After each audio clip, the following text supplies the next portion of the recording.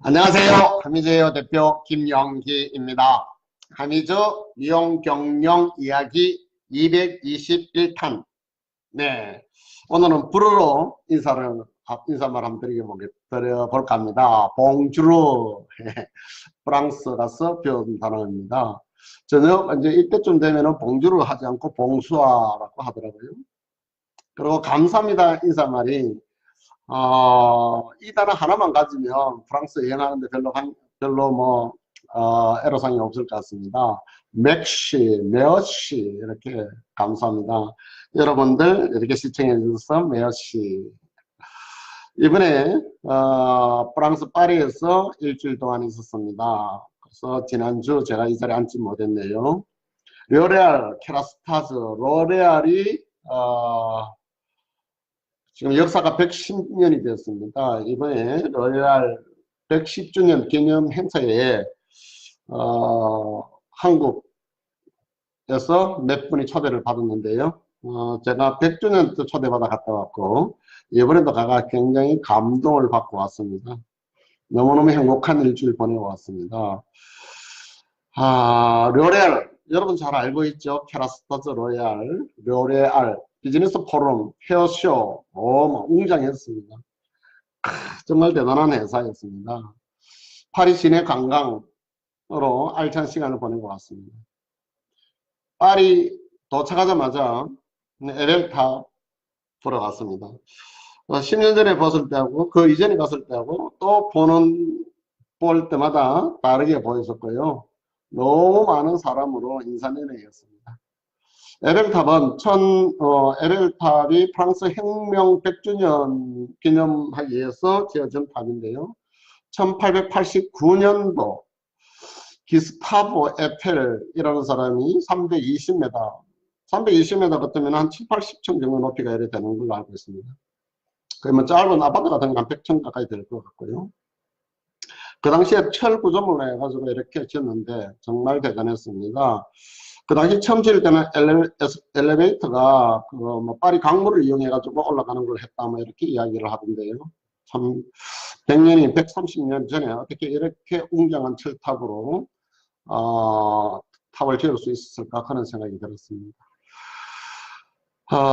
파리 상징 에펠탑 처음에 지어질 때 흉물스럽다. 파리가 너무 흉흉한 흉물이 썩어 있어가지고, 참, 고초를 많이 겪었다라고 했습니다. 고위 인사 문화인들 반대가 심했다. 빨리 철거해라. 그렇게 해서 정부에서 20년간만 전시하는 걸로 해서 겨우겨우 지어졌는데 나중에 이승 진화가 철거할 때쯤 돼서 철거를 못했다. 왜 못했는가?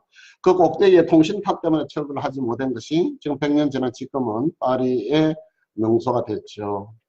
우리나라는 왜 그런 게 없을까 하는 그런 생각도 해봤습니다. 우리나라는 부산에는 영두산 공원이 있는데 영두산 공원이 파리 에펠탑 같이 그렇게 웅장하지도 못하고 역사 전통도 그렇게 있지 못하고 그런 것이 많이 아쉬웠습니다. 파리 시내를 걸을 때마다 느끼는 것은 가는 곳마다 문화재라는 생각이 들었습니다. 파리에서 제일 높은 건물 세트 파리 레스토랑이 있는데 거기서 식사를 하고 파리 전경을 보고 이렇게 내려왔는데요. 참 그 건물이 그 건축물 이제 근래의 건축물이 돼가지고 파리에서 제일 안 어울리는 건축물이다. 그걸 이제 부수자 안 하는 데모도 일어난다고 이야기 들었습니다. 몽마르트 언덕도 갔다 오고 몽마르 시하 백화점 그 쇼핑도 빨레드 도쿄 그 컨벤션 그리고 샤크레케르 성당 그 성당도 대단했고요.